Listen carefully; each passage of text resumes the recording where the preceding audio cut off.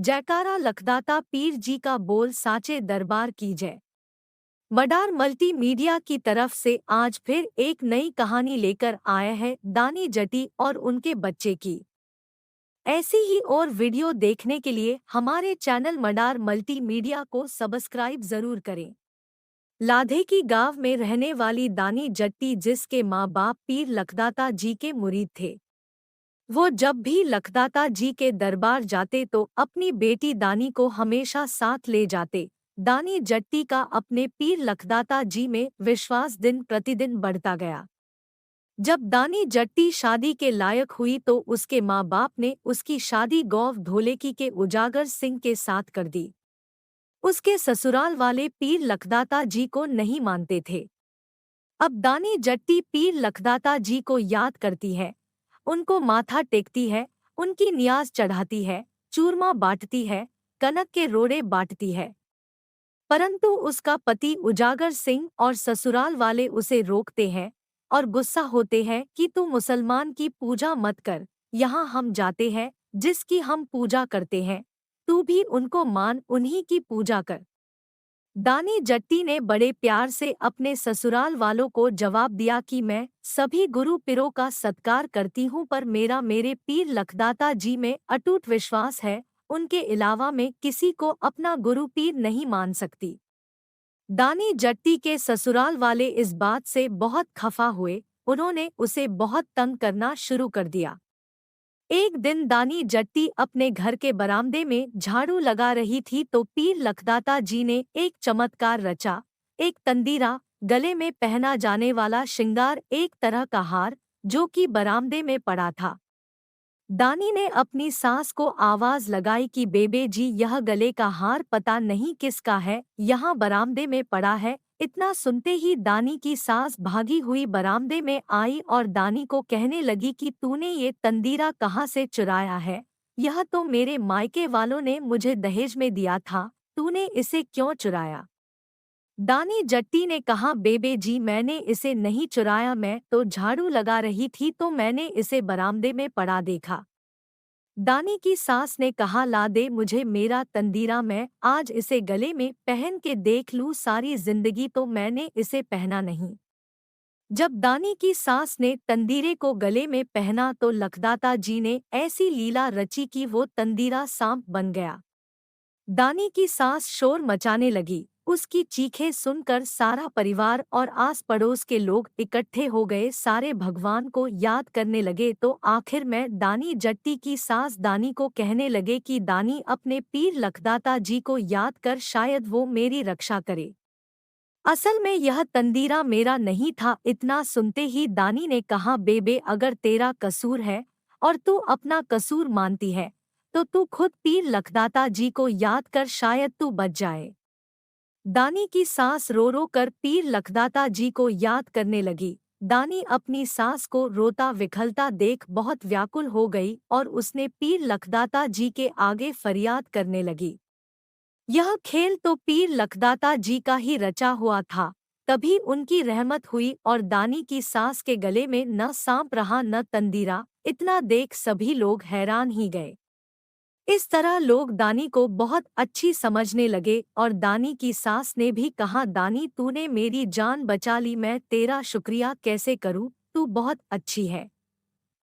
दानी की सास दानी को ऊपर ऊपर से अच्छा कहती पर दिल से उसे बुरा ही समझती थी।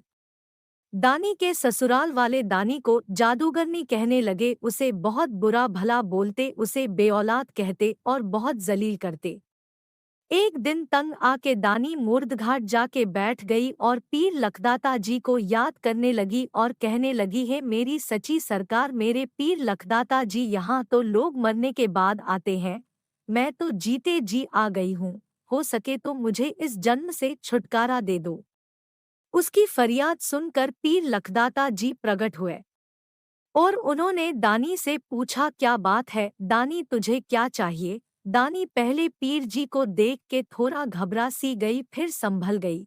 पहले पीर लखदाता जी को सलाम की, फिर रोने लगी और फरियाद करने लगी कि पीर जी मैं बहुत दुखी हूँ, सारी दुनिया मेरे पीछे पड़ गई है, मेरे ससुराल वाले भी मुझे बहुत बुरा भला बोलते हैं, मैं बहुत दुखी हूँ।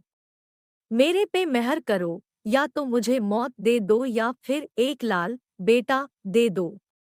पीर लखदाता जी ने दानी को कहा, दानी हम तेरी श्रद्धा से बहुत प्रसन्न हैं और खुश होके वरदान देते हैं कि तेरे एक लाल पुत्र पैदा होगा, मगर उसके जन्म के बाद हमारे नाम की ढोल वाले भराई को बुला के टाहर दे देना और हमारे बड़े पीर निगाहे अब पाकिस्तान में पुत्र का माथा टिकाने वास्ते जरूर लेके आना। दानी ने कहा, ठीक है पीर जी, मैं जरूर सजदा करने आऊंगी, और खुशी खुशी घर वापस चली गई। समय बीता और दानी के बहुत ही सुंदर पुत्र का जन्म हुआ और उसने अपने सास ससुर को बोला कि हमें बड़े पीर निगाहे लखदाता जी के माथा टेकने और उनका शुक्रिया अदा करने जाना है। दानी के ससुराल वाले नहीं माने और कहा, यहाँ हम जाते हैं, जिनको हम मानते हैं वहीं जाना है और कहीं नहीं जाना। घर में लड़ाई हुई, सभी नाराज हुए। थोड़ा समय बीता तो दानी ने अपने पति उजागर सिंह को साफ साफ कहा, इन्होंने तो ऐसे ही करते रहना है, मेहरबानी करके आप बताओ आप कब हमें बड़े पीर निगाहे लेकर चलोगे, और जब जाएंगे तब साथ में पीर लखदाता जी का झंडा और दाता जी का चूरमा घर से लेकर सलाम करने जाएंगे, और मेहरबानी करके मुझे ये भी बताओ पीर जी के भेंट क्या चढ़ानी है। दानी के पति उजागर सिंह के मुंह से एकदम निकला, 21 मोहरे चढ़ा देंगे। समय आया, सब तैयारी की गई, पीर लखदाता जी का झंडा उनका चूरमा तैयार किया गया। जब जाने लगे तो दानी की सास ने उजागर सिंह अपने बेटे को धीरे से अंदर बुला के बोला कि बेटा 21 मोहरे चढ़ाने की क्या जरूरत है, तू दानी को मत बताना और धीरे से 7 मोहरे चढ़ा देना। दानी अपने बेटे और पति के साथ बड़ी खुशी खुशी निगाहे की तरफ चल पड़ी। मन में बहुत खुशी थी कि मैं अपने पीर लखदाता जी का शुक्रिया करने जा रही हूँ, पर उसे क्या पता था कि उसके पति के मन में तो चालाकी, मैल और धोखा है। चलते चलते जब वो निगाहे से थोड़ा दूर रह गए तो अचानक दानी को महसूस हुआ कि बच्चा कुछ हिलजुल नहीं रहा। जब दानी ने ध्यान से बच्चे को देखा तो दानी घबरा गई। उसने देखा कि बच्चे की तो मौत हो गई है। दानी कुछ नहीं बोली, बस पीर लखदाता जी का नाम मन ही मन ध्याते हुए चलने लगी। तभी दानी के पति ने दानी से कहा, दानी तू थक गई होगी, ला बच्चा मुझे पकड़ा दे, थोड़ी देर मैं उठा लेता हूँ। दानी ने कहा, नहीं मैं ठीक हूँ, कोई बात नहीं, आप चलो। पकड़ाती कैसे, क्योंकि बेटे की तो मौत हो चुकी थी और उसे डर था कि उसका पति उसके पीर लखदाता जी को बुरा भला बोलेगा और कहेगा कि तेरे पीर ने लाल देना ही था तो फिर छिना क्यों। इसी कश्मकश में वो निगाहे पहुंच गए। दानी के पति के मन में चालाकी थी। उसने सोचा कि अगर मैं दानी के साथ माथा टेकने गया तो मुझे 21 मोहरें चढ़ानी पड़ेंगी, पर माँ की सीख थी कि वहाँ कौन सा किसी को पता चलना है, उसे तो 7 मोहरें चढ़ानी थी। यही सोचकर दानी के पति ने दानी से कहा कि तू बेटे के साथ यहाँ बैठ, पहले मैं माथा टेक आता हूँ, फिर बाद में तू चली जाना।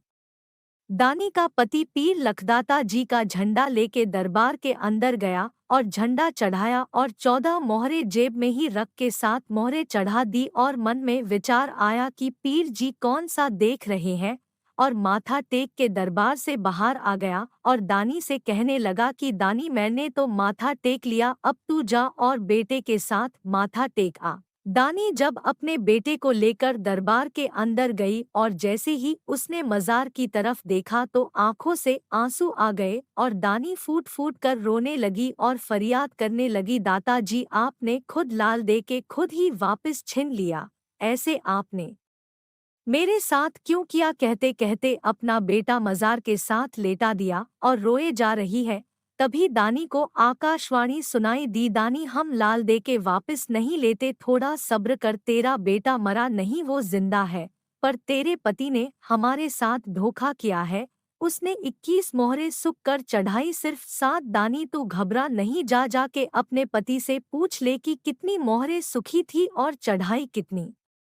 दानी अकेले दरबार से बाहर आई तो उसे अकेले देख उसके पति ने पूछा, दानी तू अकेले आई है बेटा, साथ नहीं लेके आई? तो दानी ने कहा उसे तो पीर लखदाता जी ने 14 मोहरों में रख लिया। इतना सुनते ही उजागर सिंह पूरी तरह घबरा गया, फिर संभल कर और बात छुपाते हुए कहा दानी मैं समझा नहीं, तू क्या कह रही है? तो दानी ने कहा आपने 21 मोहरे सुखी और चढ़ाई कितनी? सिर्फ 7। अगर बेटा चाहिए तो मेहरबानी करके जाओ और पीर लखदाता जी से माफी मांगो। मेरे पीर लखदाता जी सच्चे हैं, परंतु आप और आपका सारा परिवार झूठा है। इतना सुनते ही दानी के पति के होश उड़ गए और वो पागलों की तरह दरबार की तरफ भागा और चीखते चिल्लाते हुए दरबार के अंदर गया और जाते ही बाकी की सारी मोहरें मजार पर चढ़ा दी और रोने बिलखने लगा और बार बार दाता जी से नाक रगड़ते हुए माफी मांगने लगा। साथ में दानी भी रो रही है। उन दोनों की चीख पुकार और फरियाद सुनकर पीर लखदाता जी ने लड़के को जिंदा कर दिया और फिर से आकाशवाणी हुई, दानी जा और इस लड़के का नाम परागा रख दे, इस बच्चे का नाम दुनिया में रोशन होगा। रहती दुनिया तक तेरा और इसका नाम रोशन रहेगा। दानी ने बच्चे को उठा के छाती से लगाया और अपने गुरु अपने पीर लखदाता जी का बार बार शुक्रिया अदा किया। उसके बाद तीनों जने दानी जट्टी उसका पति उजागर सिंह अपने बेटे परागा को लेके खुशी खुशी घर वापस आ गए। अगर आपको यह वीडियो अच्छी लगी हो तो इस वीडियो को लाइक, शेयर और कमेंट करना मत भूले। अगर आपने हमारे चैनल मडार मल्टीमीडिया को अभी तक सब्सक्राइब नहीं किया है तो अभी सब्सक्राइब का बटन दबाकर बेल नोटिफिकेशन ऑन कर दे ताकि हमारी आने वाली नई वीडियोस आप मिस ना करें। धन्यवाद।